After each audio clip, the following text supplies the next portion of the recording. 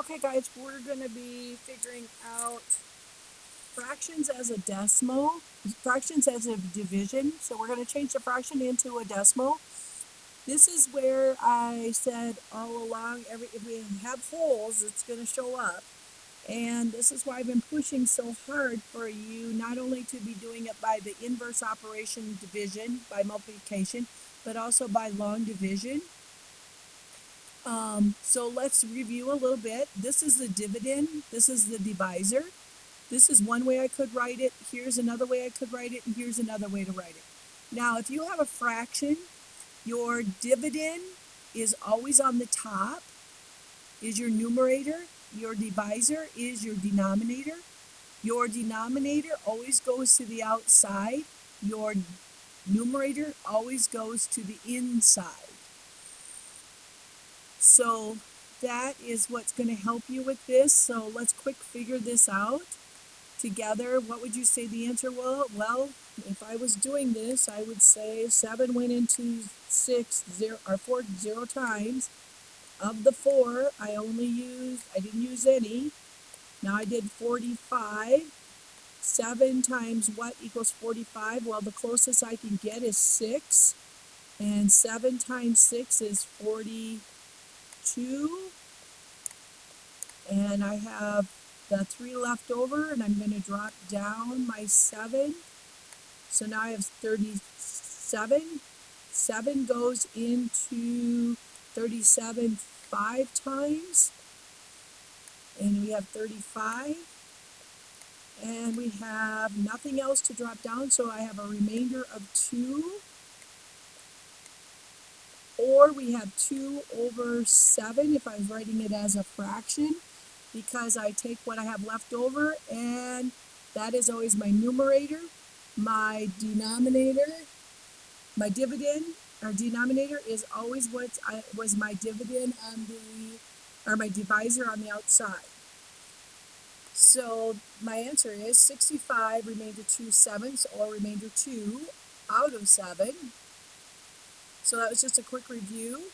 So how would we write this as a decimal? Well, it seems pretty easy because we could say, guess what? I know it is 0.5, and this is 0.25 from all the practice we've done. But how did we get that? How do we know that?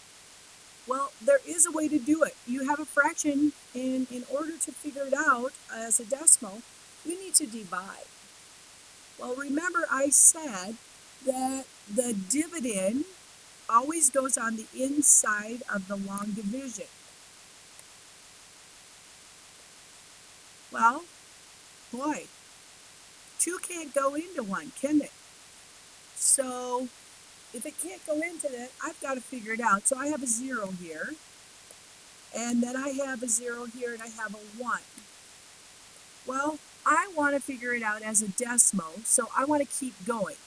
In order to do that, that means it's not a whole number, it's part of a whole, so I've got to put a decimal up here before I keep going. This decimal, once I get that decimal up there telling me I know it's not a whole number, it's part of a whole, then I can keep going, and it's kind of like magic, it gives me the ability to put a 0 there. So I got a 0 to drop down. 2 times what goes into 10? Well, I know that's 5. I use 10 of it. I now have a 0.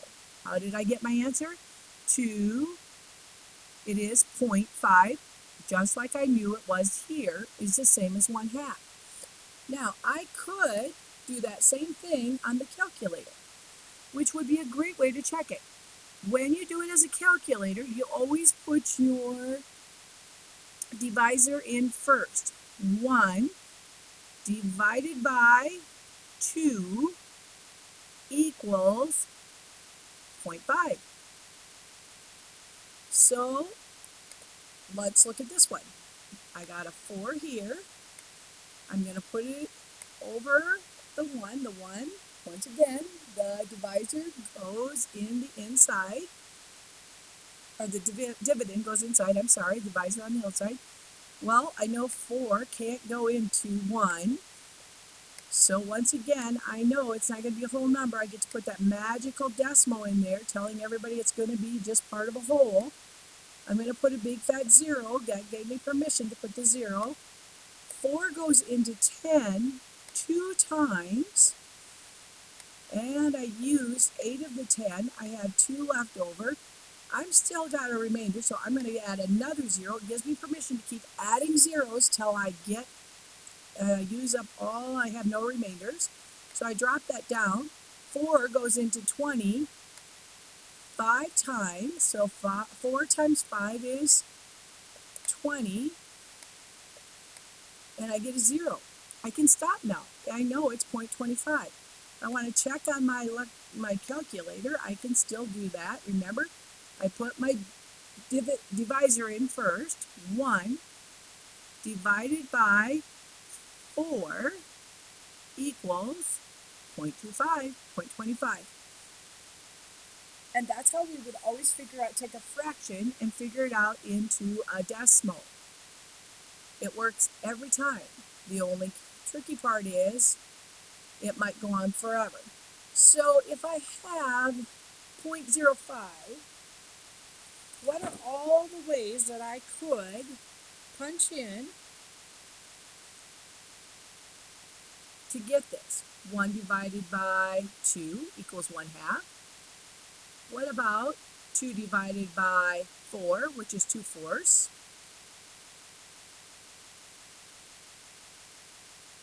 3 divided by 6, 50 divided by 100. What do you notice? They're all half of this number. They still all equivalent to 0.5. So here's a question I have for you. And this one is kind of tricky, and you will need to get the calculator out to try and figure it out. What two numbers can you divide on the calculator to get a quotient of 2? 2 wholes. Pull that calculator out. Write down those things that you think it will be. If possible, I would like you to pull me over while you're doing that, because I just think it's a really fun activity and I want to see what you come up with. How will we get a 2?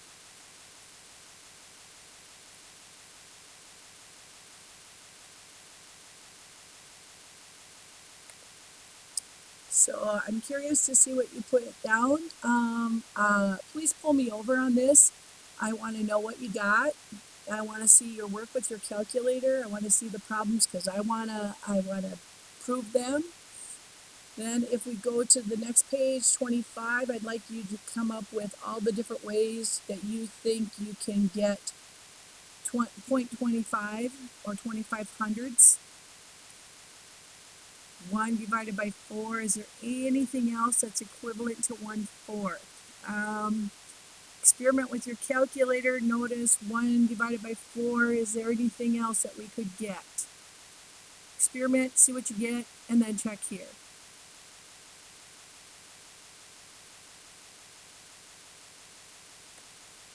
Oh, did you figure out, look at, if I double both of those, 2 can go into 8 4 times, 3 can go into 12 4 times, 50 can go into 24 times, 200 can go into 800 4 times. Ooh, that's something you might want to pay attention to.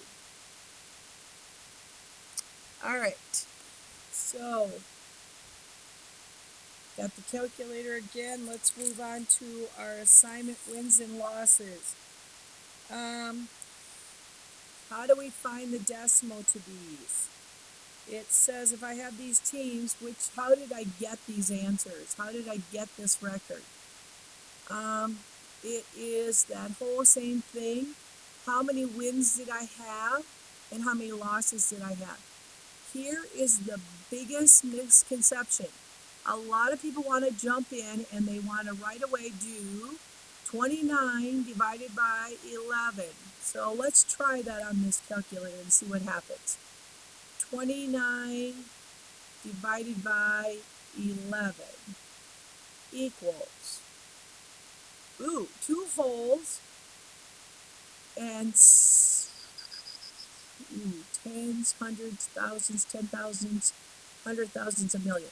63 million, 600 and, nope, 63, 636 thousandths, 364 hundredths. Well, that didn't work. Is what we got to do though is we have to first figure out. We want to know what the win-loss is, and we always do the wins. So let's look. If they won this many games and if they lost this many games, how many games did they play altogether? What will our denominator is how many we played all together.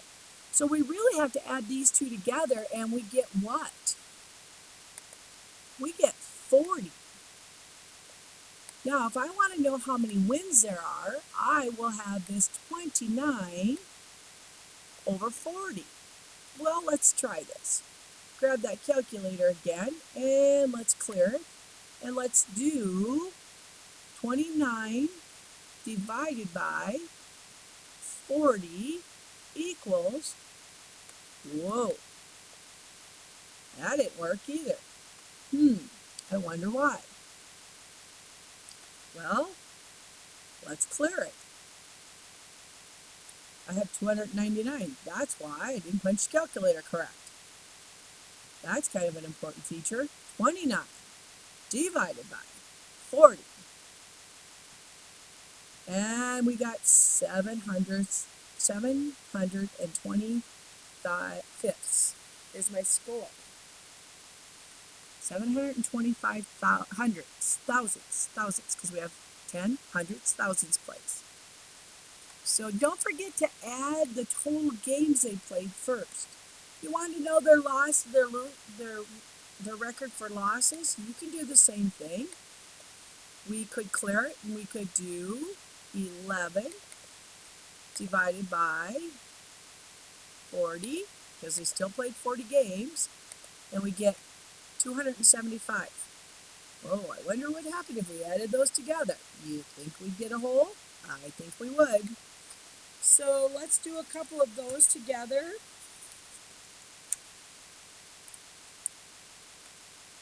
So guess what? I can show you then how to get the fraction, the percent. Remember, percents are always based on hundreds. Hundreds. So what we're going to do is we have to move the decimal to the hundreds place. 10 hundredths. Here's the hundreds place. Well, they got 73%. How did they get 73%? I would have got 72. Well, that's why you always figure to the thousandths. The thousandths is going to determine, am I going to get 72% and round it as it is, or am I going to round it up? 5 or more, I round up, so I get to go up. Here, do you see I have 66, and if I move it 2 spots, then I look at my thousandths place. Am I going to go this one up, or am I going to leave it the same? I'm going up. Here I have 55, move it to the hundredths place, because it's all percents are based on hundredths. And I have a 3 here. Ooh, that means I leave it the same. So, with knowing all that, I want you and your partner to work with, and I want you to work together, and I want you to figure out the win-loss. I want you to figure out the winning percentage, move that decimal, and the ranking. So the ranking means who would be in first place, who would be in second place by their percent or their decimal. That's why you've got to have that decimal so that you know if anybody's at the same percent, 62.5 or 63 or 62.7, who would be in first place? Well, 5 is greater than 7. So if we were ranking them there, they would be higher, right?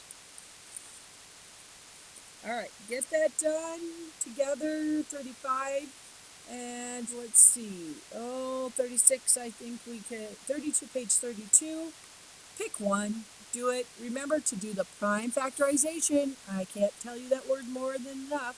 And pick only, you don't do page 33. Just skip it. I don't know. I hope I don't have it even on there. But if I do and I think you need more practice, I'll give it to you. But as of right now, don't do it.